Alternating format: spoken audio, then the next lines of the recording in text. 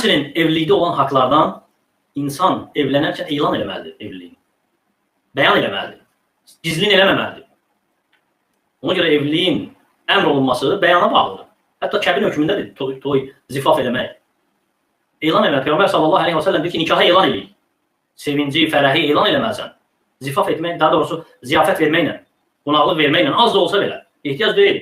Yəni israf edəsən, təmtəraqlı olsun, bütün dünyada nə yemək içmək, hamısını tökəsən, kimi tanıyırsan, hamısını çağırırsan, xeyr.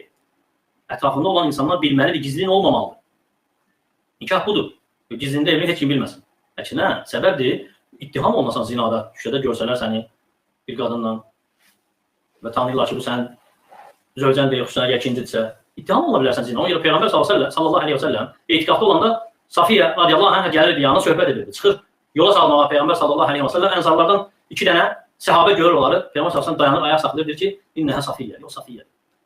İttiham olunmasın deyə, deyir ki, yəni yoldaşımdır. Deyirlər ki, ya Rasulullah, sənə də yəni zənn edərik ki, şeytan insanın damarlarında axır qan kimi.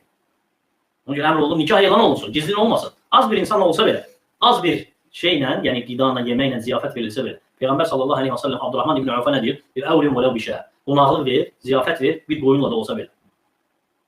Ümmətin ən xeyirlisi Peyğəmbər sallallahu aleyhi və səlləmin evlilikdə verdiyi ziyafətlərə baxsan, görürsən ki, Peyğəmbər sallallahu aleyhi və səlləm az bir şeylə ziyafət verir. Safiyyə ilə evlənəndə Peyğəmbər sallallahu aleyhi və səlləm Safiyyə bint Uyeyyə nə verib? Səviq və təmr. Sıyırıq bir də xurma.